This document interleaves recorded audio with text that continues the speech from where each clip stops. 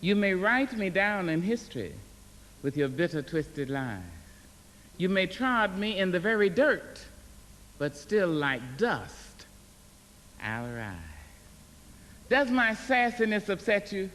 Why are you beset with gloom? Just because I walk as if I have oil wells pumping in my living room. Just like moons and like suns with the certainty of tides, just like hope springing high, still I rise. Did you want to see me broken, bowed head and lowered eyes, shoulders falling down like teardrops, weakened by my soulful cries? Does my sassiness upset you? Don't take it so hard just because I laugh, as if I have gold mines digging in my own backyard. You can shoot me with your words, you can cut me with your lies, you can kill me with your hatefulness, but just like life, I'll rise. Does my sexiness offend you? Oh. Does it come as a surprise that I dance as if I have diamonds at the meeting of my thighs? Out of the huts of history's shame I rise. Up from a past rooted in pain I rise. A black ocean leaping and wide, welling and swelling and bearing in the tide. Leaving behind nights of terror and fear I rise. Into a daybreak miraculously clear I rise. Bringing the gifts that my ancestors gave. I am the hope and the dream of the slave. And so, wow. There I go.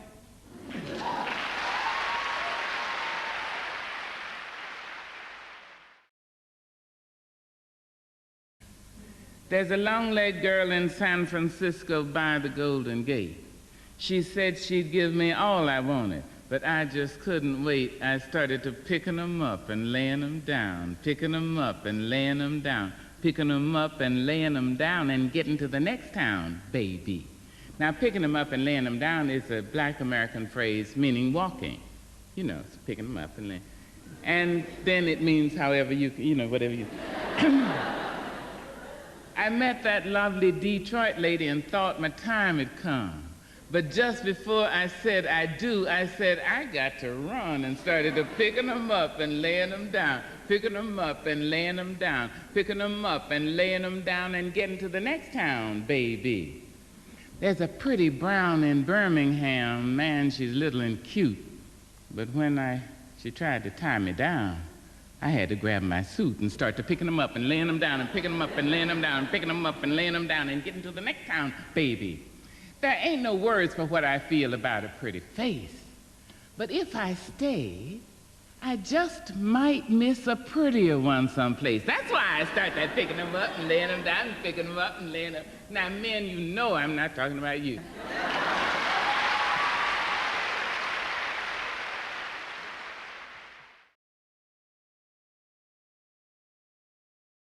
I've got the children to tend, the clothes to mend, the floor to mop, the food to shop, then the chicken to fry, the baby to dry, I got company to feed, the garden to weed, I got the shirts to press, the tots to dress, the cane to be cut, I got to clean up this hut, then see about the sick, then the cotton to pick. Shine on me, sunshine, rain on me, rain,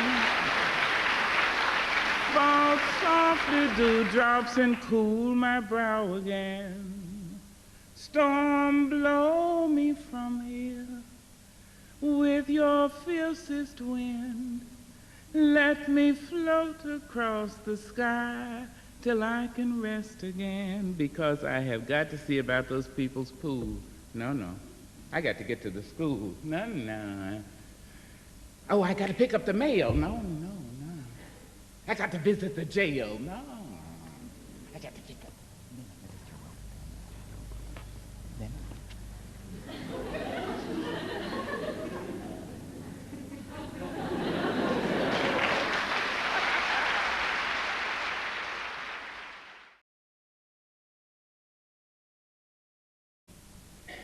Some dicty folks don't know the facts, posing and preening and putting on acts, stretching their necks and straining their backs. They move into condos up over the ranks, lend their souls to the local banks, buy big cars they can't afford, then ride around town acting bored. My job at the plant ain't the biggest bet, but I pay my bills and stay out of debt. I get my hair done for my own self's sake, so I don't have to pick and I don't have to rake. I take the church money out, then I head across town to my friend girl's house where we plan our round. We meet our men and go to a joint where the music is blues and to the point. Folks talk about me, they just can't see how I work all week at the factory, then get spruced up and laugh and dance and turn away from worry with a sassy glance. They accuse me of living from day to day. Who are they kidding? So are they. My life ain't heaven, but it sure ain't hell. I'm not on top, but I call it swell if I'm able to work and get paid right and have the luck to be black on a Saturday night. Hey! Woo!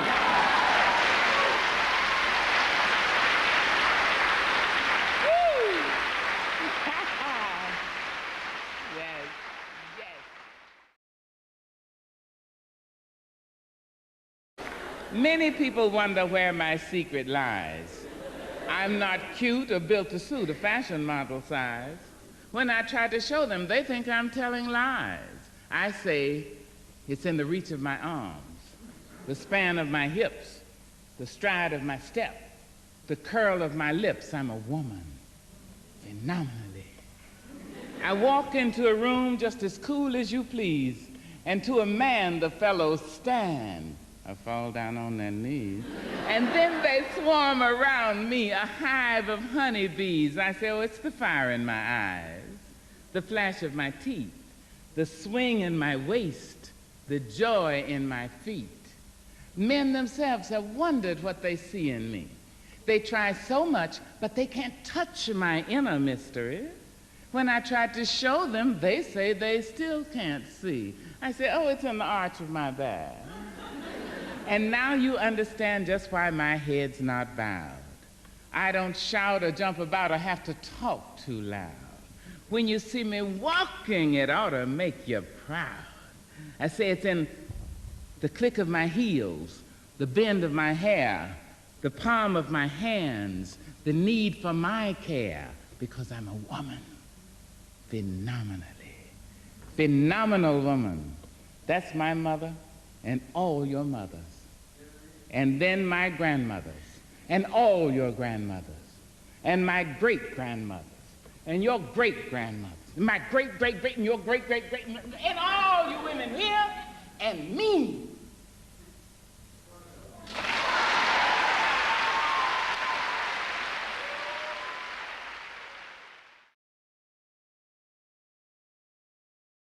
We wear the mask that grins and lies. It shades our cheeks and hides our eyes. This debt we pay to human guile. With torn and bleeding heart, we smile and mouth with myriad subtleties. Why should the world be overwise in counting all our tears and sighs? Nay, let them only see us while we wear the mask. We smile, but oh my God, our tears to thee from tortured souls arise. And we sing, hey, baby, bye. We sing, hey, but oh, the clay is vile beneath our feet, and long the mile. But let the world think otherwise. We wear the mask. When I think about myself, I almost laugh myself to death. My life has been one great big joke, a dance that's walked, a song was spoke. I laugh so hard, I almost choke when I think about myself and my folks and the little children. My fathers sit on benches, their flesh count every plank. The slats leave dents of darkness deep in their withered flank, and they nod like broken candles, all waxed and burnt profound. They say, but sugar, it was our submission that made your world go round. There in those pleated faces I see the auction block, the chains and slavery's coffles, the whip and lash and stock. My father's speaking voices that shred my fact and sound. They say, but sugar, it was our submission, and that made your world go round. They laughed to shield their crying. They shuffled through their dreams. They stepped and fetched a country and wrote the blues in screams. I understand their meaning. Oh Lord, I want 2 wings to guide my feet. Oh Lord, I want 2 wings to guide my hands. Oh Lord, I want 2 wings to hold my eyes so the world won't do me no harm. I know what the caged bird feels, me, when the sun is bright on the upland slopes, when the wind blows soft through the springing grass, and the river floats like a sheet of glass, when the first bird sings, and the first bud opes, and the faint perfume from its chalice steals. I know what the caged bird feels. Oh Lord, I want 2 wings to guide my mind. Oh Lord, I want 2 wings to hold my back. Oh Lord, I want 2 wings to watch me watch. Oh Lord, I want, so the world won't do me no harm. I know why the caged bird sings, amen. When its wings are bruised and its bosom sore, it beats its bars and would be free. It's not a carol of joy or glee, but a prayer that it sends from its heart's deep core, but a plea that upward to heaven it flings. I know why the caged bird sings. A caged bird jumps on the back of the wind. A free bird jumps on the back of the wind and floats downstream till the currents end, and dips its wings in the bright sun rays and dares to claim the sky. But a caged bird stands on the grave of dreams, often shouting a nightmare scream. Its wings are clipped, its feet are tied, so it opens its mouth to sing. The caged bird sings with a fearful trill of things unknown but longed for still, and its song is heard on a distant hill, for the caged bird sings of freedom. A free bird thinks of another breeze, and the trade winds soft through the sighing trees, and fat worms waiting on a dawn-bright lawn, and it names the sky its own. But a caged bird stands on the grave of dreams, shadows shouting a nightmare scream. Its wings are clipped, its feet are tied, so it opens its mouth to sing. The caged bird sings with a fearful trill of things unknown but longed for still, and its voice is heard on the distant hill, throughout the land, throughout the air, across the oceans, across centuries, across, in fact, continents, and across ignorance, across hate, because the caged bird sings of freedom. Oh Lord, I want 2 wings to guide my feet. Oh Lord, I want 2 wings to guide my mind. Oh Lord, I want 2 wings to hold my arms so the world won't do me no harm. Thank you. I note the obvious differences in the human family. Some of us are serious, some thrive on comedy, some declare their lives are lived as true profundity, while others claim, no, they are living the real reality. The variety of our skin tones can confuse, bemuse, delight. We are brown and pink and beige and purple. We are tan and blue and white.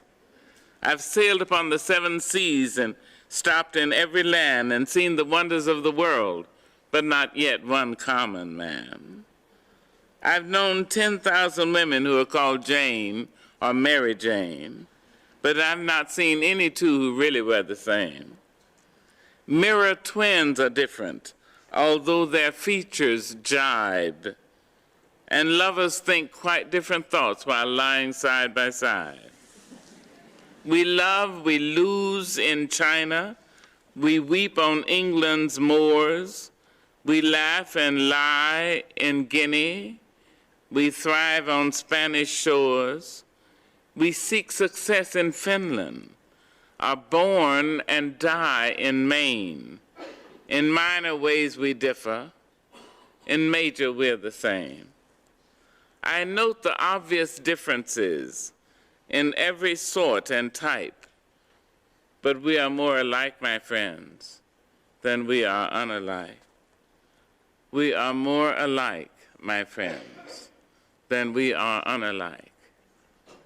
Women and men, we are more alike, my friends, than we are unalike. Thank you.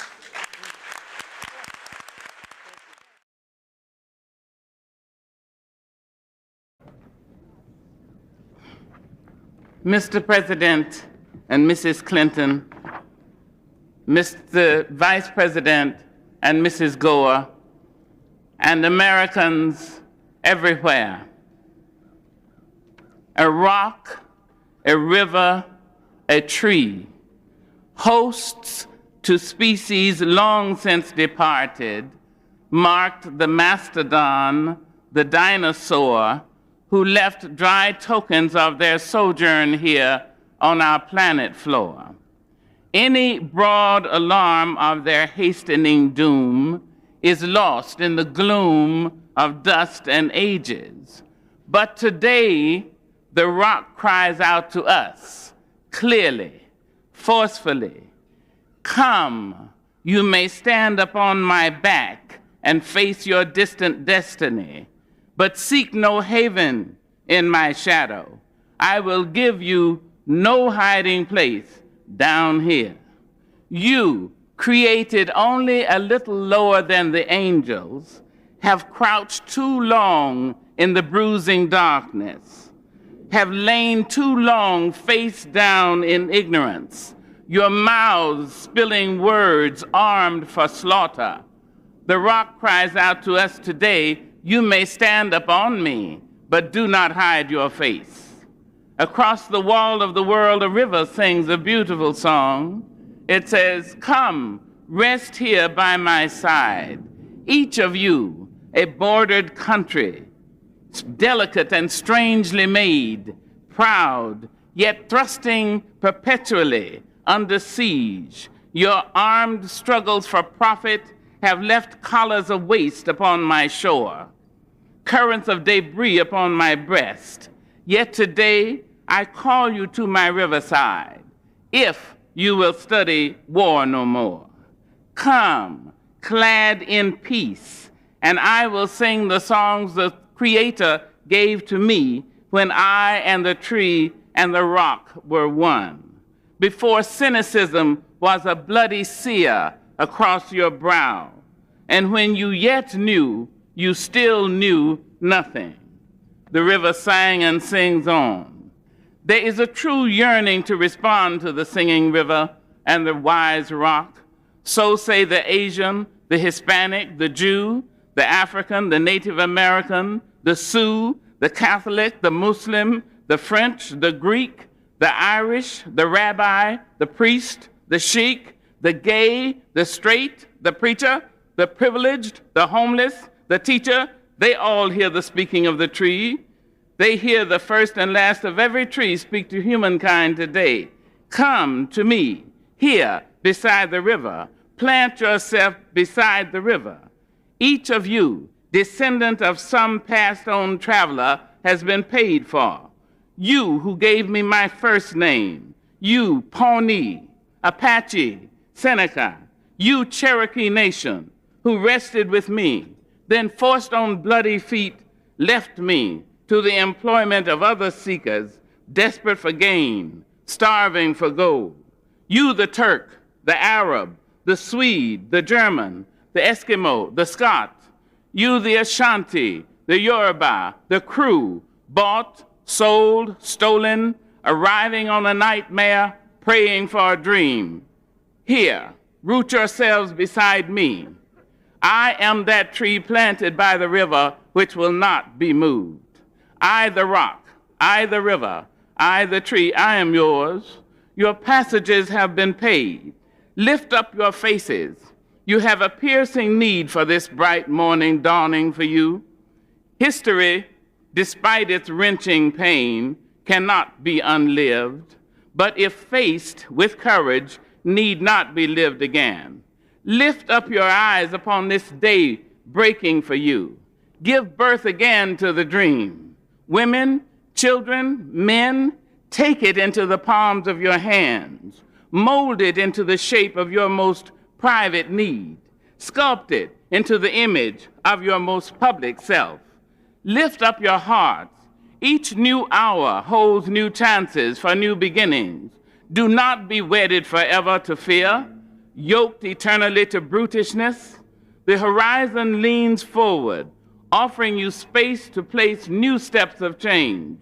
Here, on the pulse of this fine day, you may have the courage to look up and out and upon me, the rock, the river, the tree, your country. No less to Midas than the mendicant, no less to you now than the mastodon then.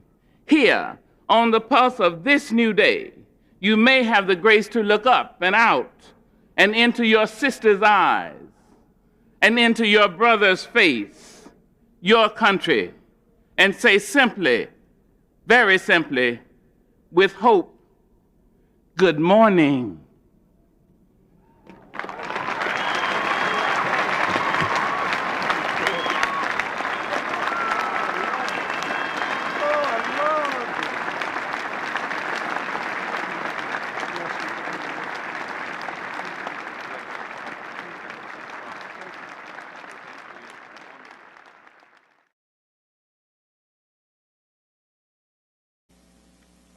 We, this people on a small and lonely planet, traveling through casual space, past aloof stars, across the way of indifferent suns, to a destination where all signs tell us it is possible and imperative that we learn a brave and startling truth.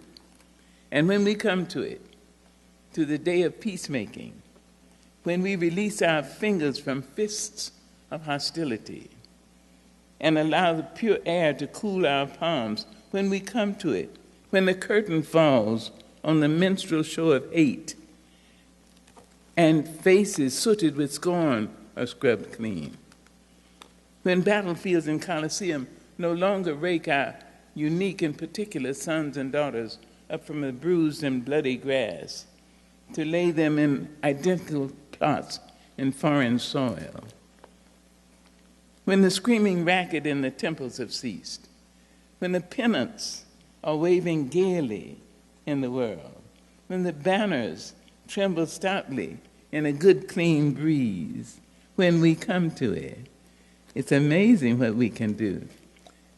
But then we must confess that when children's dreams are not kicked awake by nightmares of abuse, then we will confess that not the pyramids with their stones set in mysterious perfection, nor the gardens of Babylon hanging as eternal beauty in our collective memory, not the Grand Canyon kindled into delicious color by western sunsets, nor the Danube flowing its blue soul into Europe.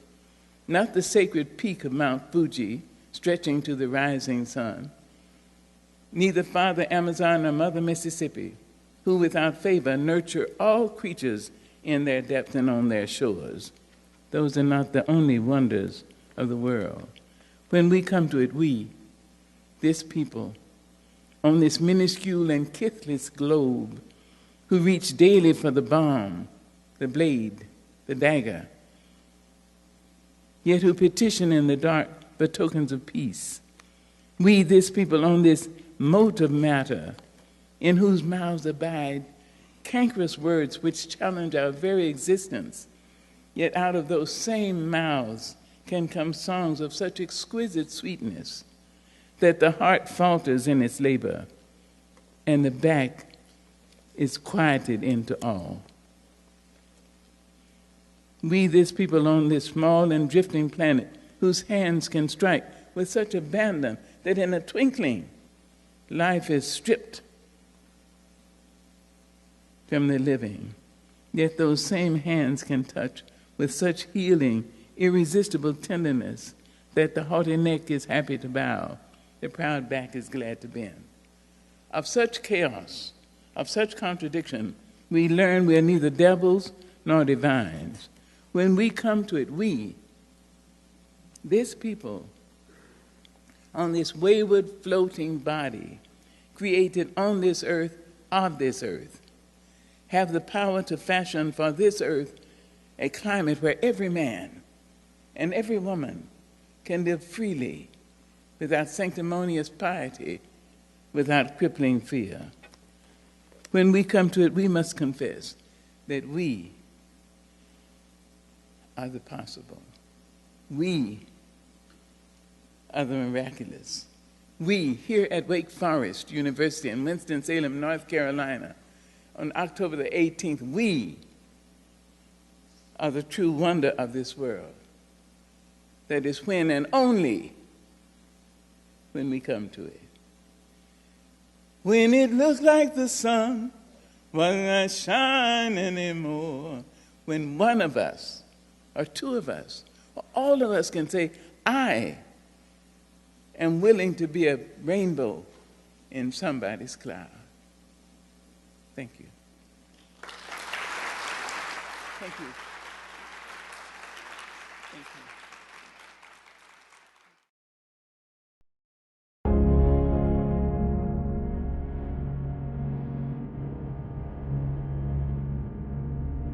His day is done, is done. The news came on the wings of a wind reluctant to carry its burden. Nelson Mandela's day is done. The news expected and still unwelcome reached us in the United States, and suddenly our world became somber. Our skies were leadened. His day is done. We see you, South African people, standing speechless at the slamming of that final door through which no traveler returns. Our spirits reach out to you, Bantu, Zulu, Xhosa, Boer. We think of you and your son of Africa, your father, your one more wonder of the world. We send our souls to you as you reflect upon your David, armed with a mere stone, facing down the mighty Goliath. Your man of strength, Gideon, emerging triumphant, although born into the brutal embrace of apartheid, scarred by the savage atmosphere of racism, unjustly imprisoned in the bloody maws of South African dungeons. Would the man survive? Could the man survive? His answer strengthened men and women around the world. In the Alamo in San Antonio, Texas, on the Golden Gate Bridge in San Francisco, in Chicago's Loop, in New Orleans' Mardi Gras, in New York City's Times Square, we watched as the hope of Africa sprang through the prison's doors, his stupendous heart intact, his gargantuan will hale and hearty. He had not been crippled by brutes, nor was his passion for the rights of human beings diminished by 27 years of imprisonment. Even here in America, we felt the cool, refreshing breeze of freedom when Nelson Mandela took the seat of presidency in his country, where formerly he was not even allowed to vote. We were enlarged by tears of pride. The blues may be the life you've led, or midnight hours in an empty bed, but persecuting blues I've known could stalk like tigers and break like bone, pinned like rope in a gallows tree, make me curse my pedigree, bitterness thick on a rankling tongue, psalms to love left unsung, rivers heading north but ending south, funeral music and a going home mouth. All riddles are blues, and all blues are sad. And I'm just talking about some blues I've had. Ships, yes, I'll sail them. Show me the boat, if it'll float, I'll sail it. Men, yes, I love them. If they have the style to make me smile, I'll love them. Life, yes, I live it. Just give me breath up to my death and I'll live it. Failure, I'm not ashamed to tell it. I never learned to spell it. Not failure.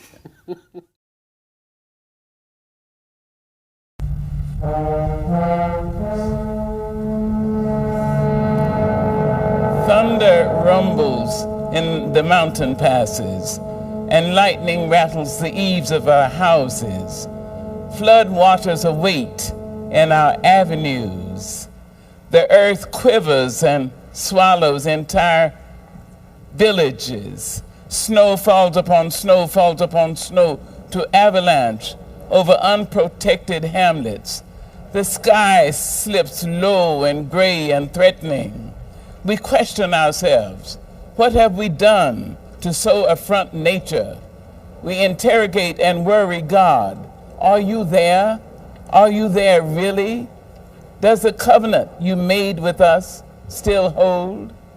Into this climate of fear and apprehension, Christmas enters, streaming lights of joy, ringing bells of hope, singing carols of forgiveness high up in the bright air.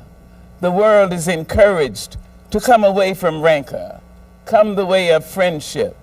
It is the glad season. Thunder ebbs to silence. Lightning sleeps quietly in the corner. Flood waters recede into memory. The quiet earth reminds us of peace. Snow becomes a yielding cushion to aid us as we make our way to higher ground. Hope is born again in the faces of our children. It rides on the shoulders of our aged as they walk into their sunsets. It spreads around the earth, brightening all things, even hate, which crouches, breeding in dark corridors. In our joy, we think we hear a whisper.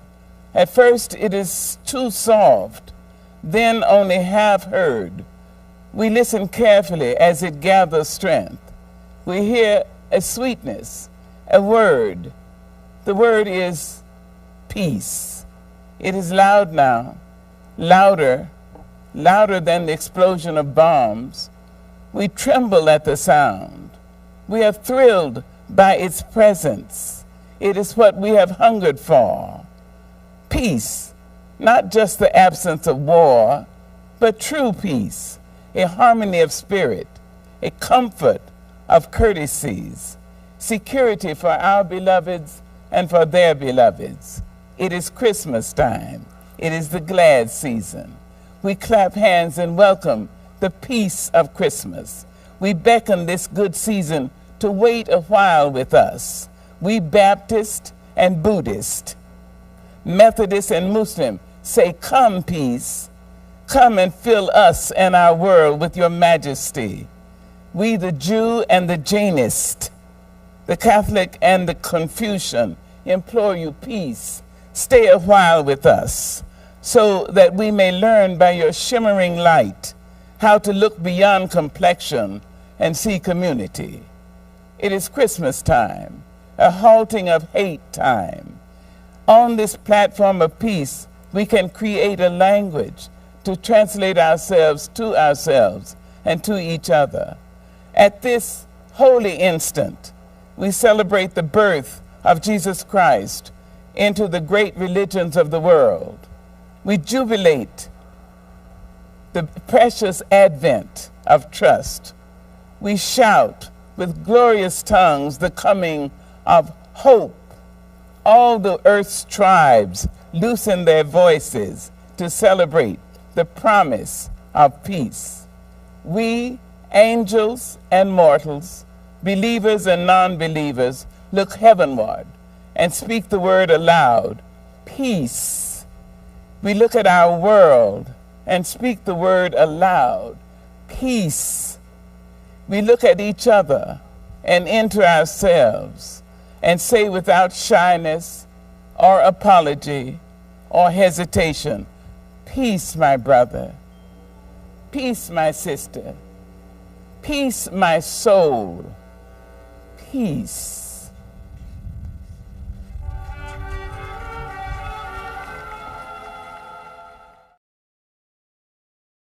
Willie was a man without fame. Hardly anybody knew his name. Crippled and limping and always walking lame. He said, I keep on moving and moving just the same. Solitude was the climate in his head. Emptiness was the partner in his bed. Pain echoed in the steps of his tread. He said, I keep on following where the others led. I will cry and I will die, but my spirit is the soul of every spring. Look for me and you will see that I'm present in the songs that children sing. People call him uncle, boy, and hey.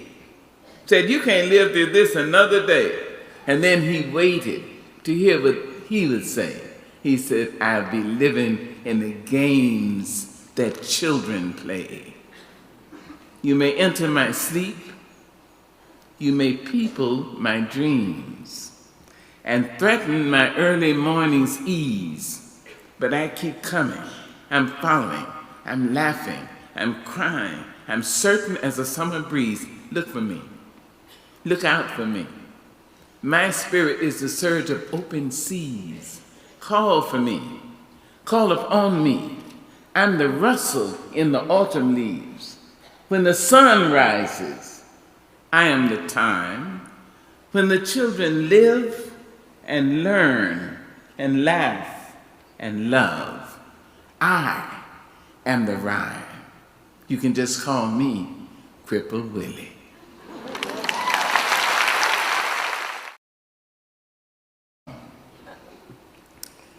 When you see them on the freeway hitching rides with their dogs and their guitars by their sides, you need to ask, what's on the line and the dying and the killing and the thrilling all about? Take time out. When you see him with a band around his head and an army trump breakup that makes his bed, you need to ask, what's all the beating and the cheating and the bleeding and the needing all about? Take time out. Take a minute, feel some sorrow for the folks who thought tomorrow was a place that they could call up on the phone. Take a month and show some kindness for the folks who thought that blindness was an illness that affected eyes alone. When you see her walking barefoot in the rain, and you know she's tripping on a one-way train, you need to ask, what's all the yelling and the selling, the beating and the cheating all about? Take time out. Or you can sell your soul for money, then run off to the country for your cookouts and your parties on the lawns. While our children seek sedation in Eastern meditation or visions that go shooting up their arms. When you know that youth is dying on the run, and my daughter trades dope stories with your son, we need to ask, what's all the warring and the jarring, the killing and the thrilling, the beating and the cheating, the bleeding and the needing all about? We better take time out.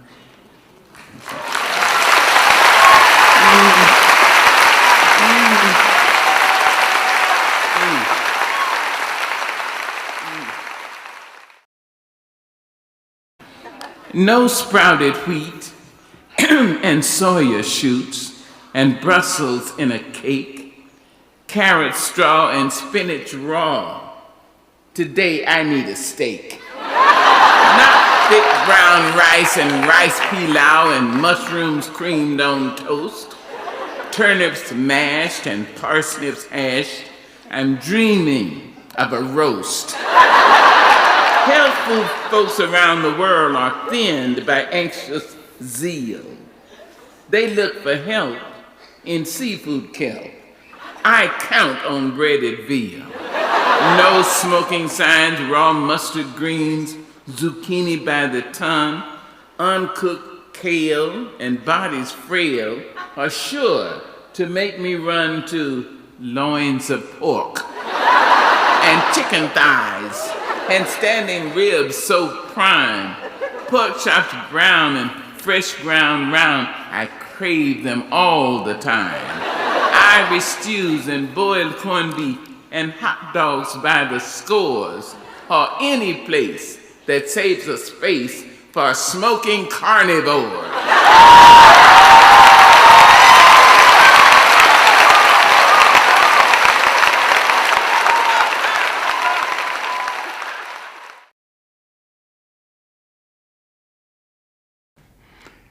The last inch of space was filled, yet people continued to wedge themselves along the walls of the store. Uncle Willie had turned the radio up to its last notch so that youngsters on the porch wouldn't miss a word.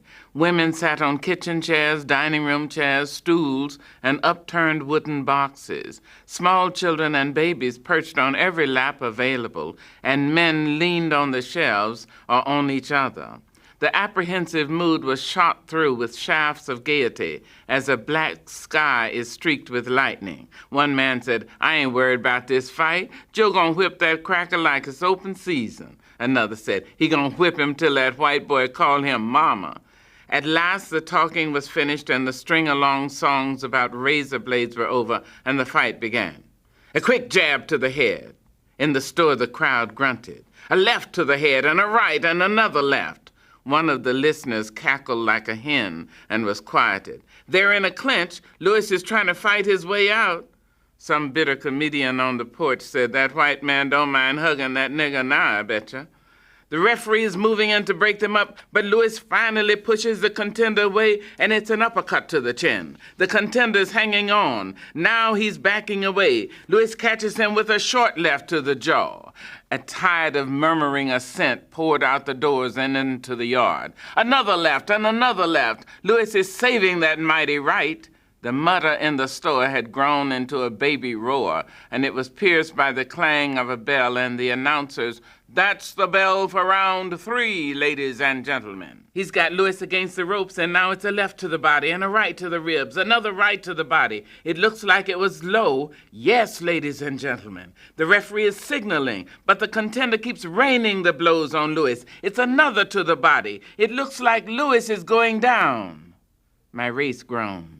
It was our people falling. It was another lynching, yet another black man hanging on a tree, one more woman ambushed and raped, a black boy whipped and maimed. It was hounds on the trail of a man running through slimy swamps. It was a white woman slapping her maid for being forgetful.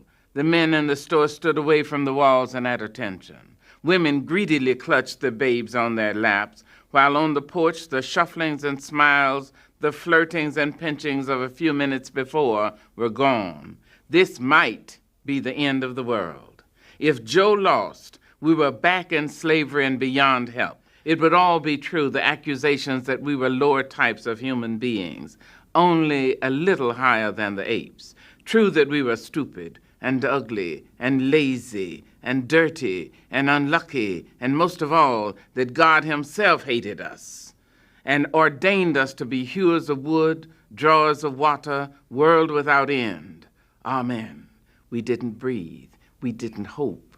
We waited. He's off the ropes, ladies and gentlemen. He's moving toward the center of the ring, and now it looks like Joe is mad. He's caught Canara with a left hook to the head, a right to the head. It's a left jab to the body, another left to the head. There's a left cross, a right to the head. The contender's right eye is bleeding. He can't seem to keep his block up. Lewis is penetrating every block. The referee is moving in, but Lewis sends a left to the body. It's an uppercut to the chin. The contender's dropping. He's on the canvas, ladies and gentlemen. Babies slid to the floor. Women stood up. Men leaned toward the radio. Here's the referee. He's counting. 1, 2, 3, 4, 5, 6, 7. Is the contender trying to get up again? All the people in the store shouted, "No!"